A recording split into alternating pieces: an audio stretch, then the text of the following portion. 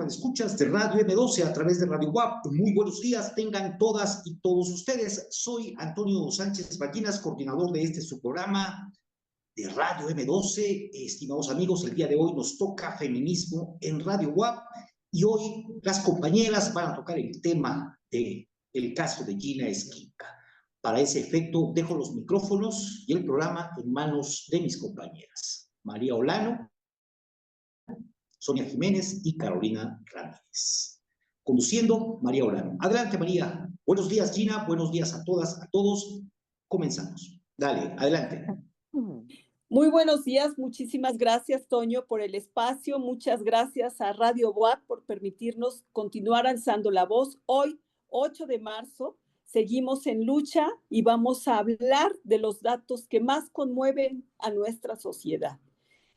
Mientras que en octubre del 2020 a octubre de 2021, el 42.8% de las mujeres de 15 años y más experimentaron algún tipo de violencia, la violencia psicológica representa la mayor prevalencia.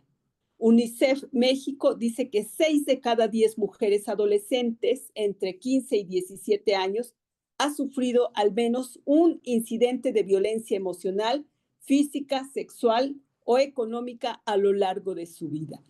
Y todavía peor, las niñas y las adolescentes enfrentan violencia en todos los espacios que habitan. Su hogar, la escuela, las calles, los espacios comunitarios, el ciberespacio. Estos son solo algunos de los datos que nos mueven a continuar en lucha. Hoy, 8 de marzo, vamos a hablar del caso de Gina Esquinca. Bienvenida, Gina, a tu espacio.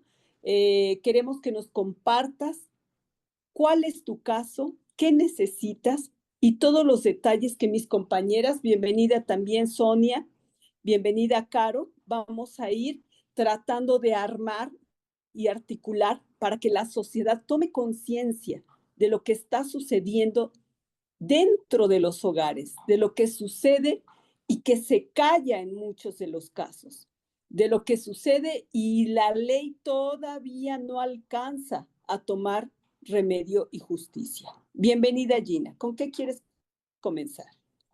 Bueno, pues por darles las gracias por este espacio, por darme voz a toda la prensa, a ti, María, Caro, Toño, a Sonia, a todos los que se encuentran en este momento del equipo de Radio WAP y de su programa. Y pues esto ha sido algo bastante difícil, a veces no sé ni por dónde comenzar, pero pues yo quisiera iniciar con esta concientización de qué es lo que pasa con las infancias, ¿no? Porque en mi caso comienza justamente en la infancia. Y bueno, cabe mencionar que la figura histórica del niño no existe sino hasta en algún momento entre 1600 y el siglo XX, ¿no? En 1900. Entonces, esto es importante porque la humanidad lleva existiendo más de 200,000 años. Entonces, hasta después de la Revolución Francesa es que el niño se reconoce como niño. Antes de eso era parte del ganado, era parte de los niños se morían y no pasaba nada, ¿no? Los niños eran, en la antigua Roma, por ejemplo, eran prostituidos, eran utilizados de diferentes maneras en diferentes culturas. Entonces, algo que cabe mencionar y que es bien importante es esto, ¿no? Que en el momento en el que el niño forma parte de nuestra cultura, pues también es cuando empezamos ya a pensar en sus derechos, ¿no? En seres diferentes a los adultos, en seres sí en construcción, pero también seres plenos y conscientes de su existencia, ¿sí? Esto es muy importante porque no es hasta 1959 que se establecen los derechos del niño. ¿Por qué menciono esto? Porque ha sido parte de mi sanación. El profundizar, el entender qué me sucedió, cómo caí ahí, cómo pasaron las cosas, fue fundamental para poder salir de ahí, ¿sabes? Y es algo de lo que voy a hablar si me dan el espacio.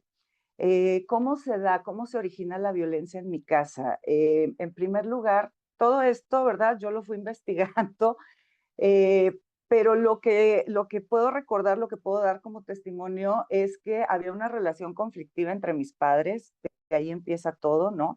Yo soy la mayor de 2 hijos hasta entonces, mi tercer hermano nace hasta que yo tengo casi 17 años, y la relación con mis padres es muy difícil. Hasta ese momento yo no había experimentado la violencia propiamente, pues había sido hija única, ¿no? Pero cuando tengo aproximadamente entre 3 y 4 años, comienzo yo a experimentar esta parte de un acercamiento de mi padre hacia mí, y esto es a través les platicaba yo, a través de la convivencia diaria, del baño, sobre todo, ¿no? Entonces, de tener una figura sumamente violenta fuera y luego tener una figura amorosa, juguetona, divertida, ¿no? A la hora del baño, pues esto fue permitiendo mucho el acercamiento, la intimidad. Algo bien importante es que hay diferentes formas de abuso. Hay abusos que son propiamente, expresamente violentos, y hay abusos que no lo son. Entonces, al final de cuentas, todos son violencia, ¿no? ¿Por qué? Porque la sexualidad infantil es un tabú, y sobre todo cuando está intervenida por un adulto. Entonces, ¿qué sucede aquí? Um, Cuando un niño es violentado, ¿verdad? Es consciente de la violencia, el niño puede gritar, puede pedir ayuda, puede hacer cosas. Sin embargo, cuando el niño es conducido de forma gradual, ¿verdad? Hacia el descubrimiento de una sexualidad insana, ¿no? Pues el niño no es consciente porque crece con eso. Por ejemplo, Nacio decía que para que un trauma se genere, pues es necesario que sucede si tú empujas y a un hombre de 90 kilos, de 30 años, musculoso, y se cae al suelo, esta persona tiene los recursos para enfrentar esa caída, pero si tú empujas a una anciana de 80 años sin masa muscular prácticamente, pues va a sufrir un trauma, se va a romper, probablemente se fracture, sufra daños importantes. Entonces, ¿qué es lo que hace que haya un trauma y no haya un trauma? Pues los recursos con los que se cuenta, ¿verdad? Entonces, ¿qué sucede? Pues los niños no tienen los recursos para afrontar lo que implica la sexualidad adulta. Justamente, Una cosa es la sexualidad. justamente con esto iniciamos, perdón, Gina, de lo difícil que es abordar la violencia cuando comienza en esas primeras etapas, Así ¿verdad? es, Sonia, así es, adelante. Escuchándote, Gina, yo observo en este proceso que se va construyendo la así manipulación es. para finalmente llegar al objetivo que tiene o los objetivos Sí. muy importante, digamos, como una especie de acecho Ujú, hacia los pequeños, ¿no? Hacia las pequeñas. En este caso, la experiencia que tú viviste, podrías decirnos, tú dices que te diste cuenta de estos tocamientos a la edad tempranísima de ujú, 3 años, 4 años, y en ese momento, tú como niña, ¿cuál era, digamos, el enfoque que dabas a este ujú. proceso que estabas viviendo, que no lo manejabas como proceso, pero intuías que Claro, algo estaba mal? fíjate que en mi casa la forma de demostrar afecto, porque mi padre pues fue una persona a la que siempre consideré muy inteligente hasta ahora, ¿verdad? Porque pues no lo era. Eh, Él siempre me alentó para descubrir el mundo. Él era una persona dedicada a la ciencia. Yo tuve acceso a muchos libros, a mucha información. O sea, mis juguetes pues siempre tuve microscopios, juegos de química, todo dedicado a la ciencia. Entonces, para mí, todo lo que sucedía en el mundo era algo que yo estaba descubriendo y lo aprendía con avidez, pues. Incluso algo que yo platicaba en una ocasión es, pues tengo bastantes razones para creer que pertenezco al espectro autista con altas capacidades en grado 1. Entonces, para mí no existía es bueno, es malo, simple y sencillamente yo estoy aprendiendo, yo estoy sintiendo, experimentando, ¿verdad? Porque además el ser humano es un ser sensorial. Entonces, les decía yo a las personas, pues mira, tócate, estamos hechos para sentir, estamos hechos para percibir, ¿no? A través de los sentidos. Entonces, algo que sucede, lo comparo yo mucho con esta novela del perfume, donde Grenouille no distingue los aromas buenos de los malos, simple y sencillamente son aromas que existen. Entonces, en esta psique de niña, pues yo no recuerdo tener una conciencia de lo que era bueno, lo que era malo, y cómo me doy cuenta de que es malo cuando veo la reacción de este hombre, ¿no? Después de los tocamientos, después de estos eventos, se mostraba como sufriendo, como arrepentido, ¿verdad? Pero no podía dejar de hacerlo. Entonces ahí es donde a mí me empieza a entrar oye, ¿qué está pasando acá? Sin embargo, todo esto estaba combinado con mucha violencia, con mucho abandono por parte de mi madre. Pues ahora sí que para que un psicópata pueda estar a gusto, pues nada mejor que una mujer narcisista que lo acompañe, ¿no? En este camino. Entonces, para que pueda existir un abusador a estos niveles es porque existe una cómplice también, ¿no? Que se maneja como víctima. Les decía yo a unos alumnos, pues como una Gloria Trevi, que al principio entra como víctima, pero con el tiempo se convierte también en victimaria. Entonces, todo esto se ve aseverado en el momento en que yo hasta hace poco no tenía conciencia plena de que mi madre era copartícipe o por lo menos estaba enterada de todo esto. Sí, yo antes creía que yo la protegía. ¿Por qué? Porque mi madre era una mujer muy frágil, muy débil, muy chantajista, manipuladora, todo el tiempo se sentía mal, todo el tiempo se iba a morir. Compartía yo también otra cosa que contribuyó muchísimo, que cuando me dicen, ¿por qué denuncias hasta ahora? Porque se murió mi mamá. ¿Cómo? Pues sí, yo tenía una fantasía de muerte introyectada por mi madre que era, oye mamá, ¿me quieres? Si no te quisiera ya te hubiera matado, si no te quisiera te hubiera ahogado cuando eras bebé, te hubiera ahorcado, te hubiera... Entonces, pues esto, imagínate en el inconsciente de una personita de 3, 4 años, 5 años, empezando, ¿por qué mi hija me pregunta si me quiere?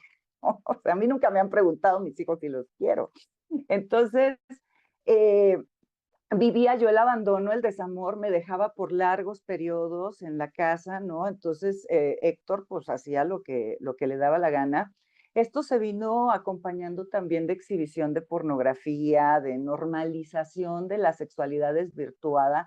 ¿De qué manera? En mi casa se contaban chistes obscenos, se hablaba de sexo de manera obscena, de manera machista, ¿no? Y era algo súper común hablar con palabrotas, hablar con un lenguaje soez, ¿no? Todo el tiempo y con alusiones al sexo, al doble sentido. Entonces, esto es algo bien importante porque esto genera una hipersexualización en el niño. Es lo que está pasando ahorita con el reggaetón. A mí me están llegando pacientes de 7 u 8 años hipersexualizados, ¿no? En juegos sexuales que no son muy propios de niños. Reitero, o sea, la sexualidad infantil existe, los niños van a ir descubriendo su cuerpo, van a ir descubriendo el sexo, pero lo tienen que hacer dentro de un entorno sano, ¿vale? Entonces, todo esto estaba preparado y fíjate que fue parte, ahorita que sale la demanda y todo esto, cuando yo hablo con otros testigos, una de las testigos que también sufrió un tipo de abuso similar, porque empezó a manejar el mismo sistema con otras niñas, ¿no? Entonces, una de ellas me platicaba que él hablaba de experimento sexual, o sea, decía, es que esto es un experimento sexual y yo te voy a enseñar y yo te voy a llevar y ta, ta, ta, ta, ta. Entonces, ahí me cae a mí el 20 de la perversidad, ¿no? No sé si vieron una peli que se llama Pobres Criaturas. Ahí hay un personaje que se llama God, que está totalmente desbaratado por el padre. O sea, el padre lo deshizo y lo volvió a armar físicamente a Ujú. través de cirugías crueles y todo esto. Experimentaba con él.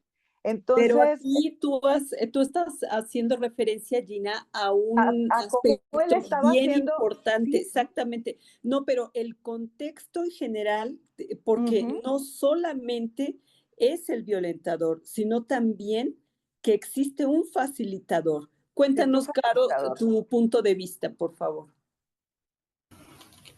Gracias, María. Pues gracias, Gina, por compartir lo que nos estás explicando y pues a mí no me deja de sorprender tu ecuanimidad, ¿no? Tu tranquilidad para hablar de este tema que, bueno, Ujú. por supuesto lo tienes ya muy trabajado, eso se ve genial.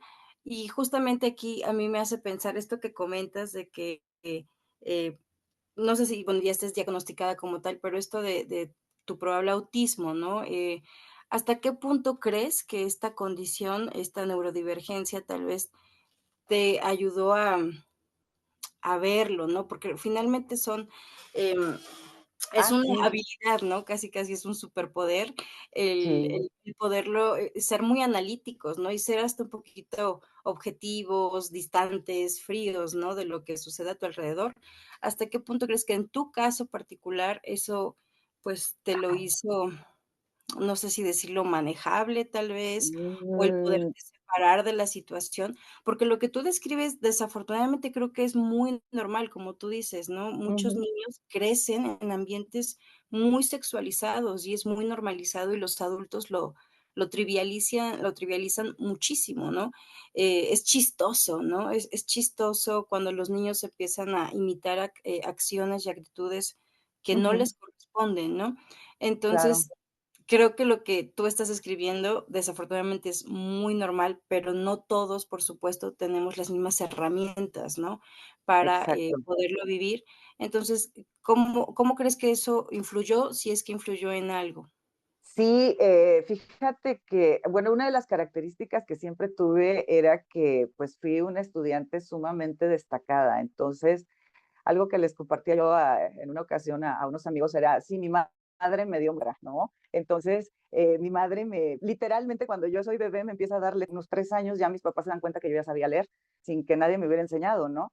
Entonces, fíjate que otro rasgo que he tenido es una memoria. Le decía yo a la gente, es que yo puedo recordar la imagen, qué ropa llevaba, miraba por la ventana, o sea, cosas que cuando yo reclamaba con mi mamá, ¿no? Mi mamá me decía, ay, pero qué bárbara, ¿cómo te acuerdas de eso? Y decía, se llama trauma, ¿no? Porque además todas estas memorias pues se fijan de una manera muy poderosa. Entonces prácticamente desde muy niña yo empecé a buscar en libros, yo empecé a que no tuve una infancia normal en cuanto a convivencia, me era muy difícil socializar, no tenía muchos amigos, los maestros, pues sí, no sabía yo lo que era sacar un 9, o sea, yo me la aventé con primeros lugares toda la primaria, tenía en relación con el resto de mis compañeros, o sea, y esto me hizo vivir también muchísima soledad, ¿no? Muchísima, pero también de alguna manera, pues me permitía ir comprendiendo las cosas poco a poco. O sea, ¿qué pasa? Yo cuando llego a la adolescencia entro en crisis total porque ahí es donde ya se recrudece el abuso, ¿no? Y ya no solamente es el abuso sexual, sino también es que mi madre, al estar enterada, lo que hace es tratarme como la otra, ¿no? Entonces me empieza a dar un trato así desde que yo tengo 5 o 6 años, a decirme cosas como yo no soy tu mamá, tú eres mi enemiga, tú y yo no somos amigas, tú y yo de aquí para acá. Y fue algo que a mí me quedó clarísimo, ¿no? La manera en la que me evitaba, en la que se iba tanto tiempo como podía y cuando yo la buscaba, pues ella nunca estaba. De hecho, ahorita que me dices, tienes muy bien trabajado, no, mira, tú miras la primera entrevista que me hicieron y yo me parto en pedazos. Y no tanto por el tema de mi padre, sino cuando yo voy cayendo en cuenta de la participación y del conocimiento que tenía mi madre de todo esto, ¿no? Porque mi madre apenas murió en mayo del año pasado y, y, y es poco antes de su muerte cuando a mí me queda bien clarito que ella está enterada de todo y que nunca le interesó, ¿no? Y que además, pues me hizo sufrir rechazo por parte de mi madre, sufrí muchísimo maltrato además, este, vamos, estoy hablándote de golpes, insultos, encierros, humillaciones, exhibición, bueno, esto no lo dimensionas hasta que entras a estudiar psicología, ¿verdad? Y entiendes lo que es el maltrato, porque cuando yo lo hablaba, la gente me decía, hace mi mamá, ¿no? De, oye, mamá, pero tú me hacías esto y el otro. Ay, exagerada. Muchas gracias, Gina, por compartirnos todos estos detalles de tu caso. Sin duda hay cosas terribles que ni siquiera daría tiempo de describirlas, pero que nos dan un panorama del contexto de violencia que se sufre en muchos hogares y esperemos que esto haga ruido para que la gente se anime a denunciar de manera oportuna. Nos vamos a un corte y regresamos. Estamos en el segmento feminista de Radio Boa.